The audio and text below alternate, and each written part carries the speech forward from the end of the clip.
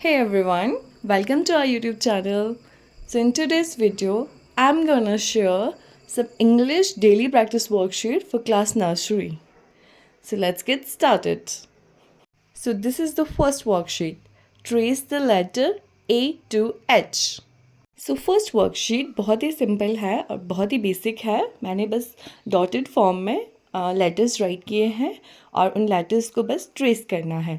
तो जब भी हम बच्चे को राइटिंग सिखाते हैं, जैसे उनको हम पहले जो है नर्सरी प्री नर्सरी में बच्चों को standing line, slipping line, slanting line, curve सिखाए जाते हैं.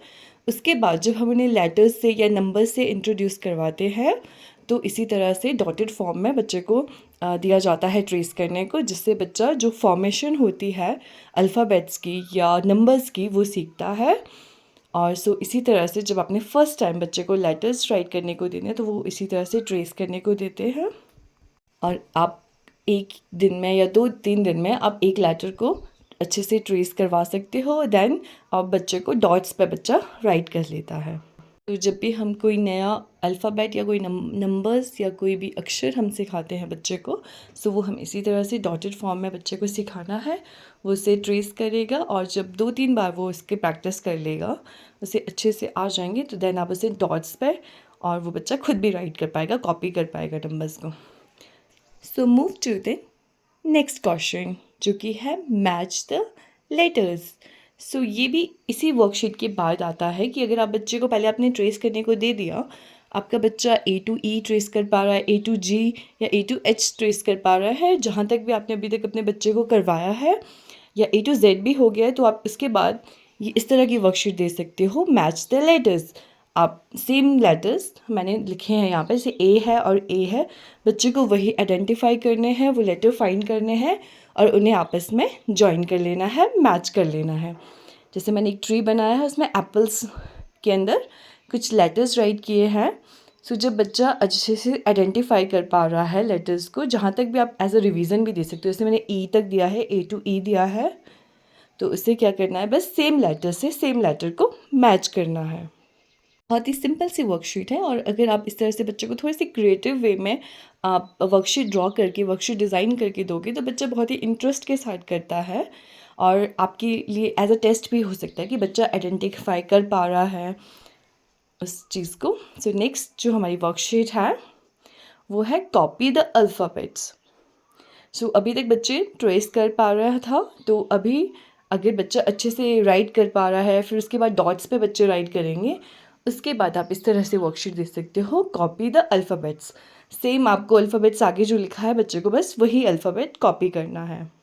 मैंने लेटर C लिखा है, K लिखा है. आप कोई भी A to Z सारे लेटर्स भी दे सकते हो, या आप कोई भी लेटर बीच बीच से दे सकते हो.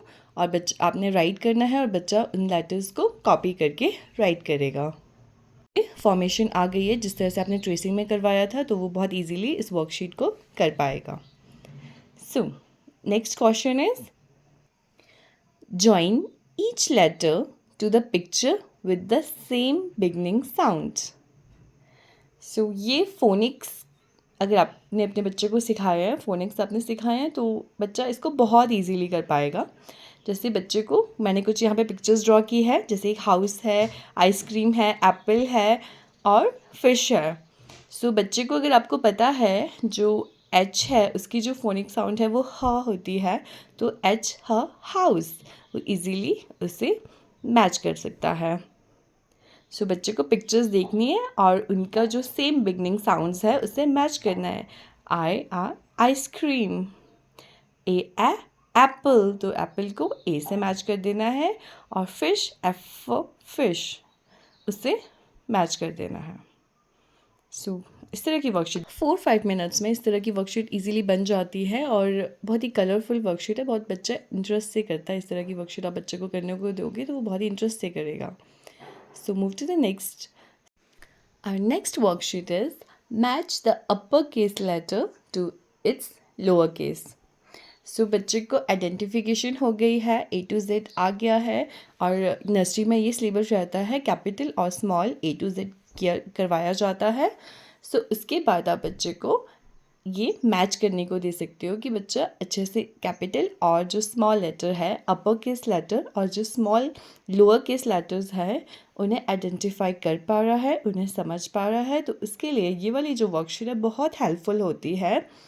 और कई बार बच्चों को पसंद नहीं होता है राइट करना, तो इस तरह से आप मैचिंग में दोगे तो बच्चा इस तरह की मैचिंग वाली वर्कशीट बहुत अच्छे से, बहुत इंटरेस्ट के साथ बच्चे करते हैं। सो बहुत ही सिंपल सी वर्कशीट है। अपर केस जो लेटर है उनको लोअर केस लेटर से मैच करना है। ये अच्छे से बच्चा कर पाएगा, तो एज अ टेस्ट आप दे सकते हो इसे कि बच्चे को समझ आ चुका है। So the next worksheet is circle all the bees. बच्चे सबसे ज़्यादा कंफ्यूज बी और डी में होते हैं, स्पेशली जो लोअर केस बी और डी होते हैं वो बहुत ही सेम होते हैं, बहुत ही एक सेम दिखते हैं। तो इस जो लेटर्स है इनमें बच्चा बहुत कंफ्यूज हो जाता है। आप ना सिर्फ बी, आपको लगता है कि अगर आपका बच्चा किसी भी लेटर में कंफ्यूज हो रहा है तो उसके लिए इस तरह की वर्कशीट बहुत हेल्पफुल होती है। लाइक आप कोई भी लेटर आपको लगता है कि आपके बच्चा उसे नहीं कर पा रहा है, तो आप इस तरह से उसके साथ बहुत सारे लेटर्स राइट करके, अलग अलग लेटर्स, डिफरेंट लेटर्स आप राइट करके दे सकते हो। और जिस लेटर में बच्चे को कन्फ्यूजन है वो लेटर आपने सर्कल करने को या फाइंड करने को या कलर करने को आप दे सकते हो। जैसे कि मैंने बी यहाँ पे चूज़ किया क्योंकि बी में बच्चे बहुत ज़्यादा कंफ्यूज होते हैं। स्मॉल जो लोअर केस बी होता है और जो लोअर केस डी होता है, सो काफ़ी सेम दिखते हैं। सो यहाँ पे जितने भी बी थे वो बच्चे को फाइंड करने थे और उन्हें सर्कल करना है। अगर बच्चा अच्छे से कर पा रहा है तो इसका मतलब है उसे कोई भी कंफ्यूजन नहीं है, वो इजीली कर लेगा अगर उसे आइडेंटिफिकेशन है बी, कैपिटल बी और स्मॉल पी की। So next worksheet is fill in the missing letters. अगर आपका बच्चा ए टू जेड अच्छे से समझ चुका है, उसे अच्छे से राइट करना आ गया है और आपको लगता है कि इसमें कोई भी कंफ्यूजन नहीं है, तो उसके बाद आप बच्चे को ये वर्कशीट दे सकते हो जिसमें आपने कुछ लेटर्स राइट करने हैं और कुछ जो स्पेस है वो आपने ब्लैंक छोड़ देना है। मतलब जो लेटर्स मिसिंग है, आपने कुछ लेटर्स राइट किए हैं, जो लेटर्स मिसिंग है वो लेटर्स बच्चा फिल करेगा। सो अगर बच्चा अच्छे से ए टू जेड राइट कर पा रहा है, वो राइट कर सकता है, उसके बाद आप ये वर्कशीट दे सकते हो। और अगर बच्चे ने ये वर्कशीट अच्छे से कर ली है, सारे जो लेटर्स हैं, मिसिंग लेटर्स हैं, उन्हें अच्छे से फिल कर दिया है, इसका मतलब है कि आपके बच्चे को ए टू जेड बिल्कुल क्लियर है। तो इस तरह की वर्कशीट भी एज अ टेस्ट आप बच्चे को दे सकते हो। ये ज़रूरी नहीं है आप ए टू जेड दो।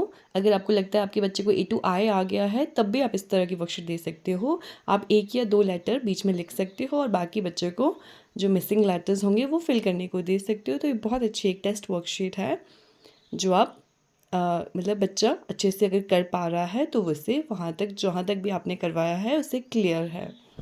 सो हमारी नेक्स्ट वर्कशीट है write the first letter of the picture. अभी हमने इससे पहले भी ये वर्कशीट की थी बट उसमें हमने मैच किया था।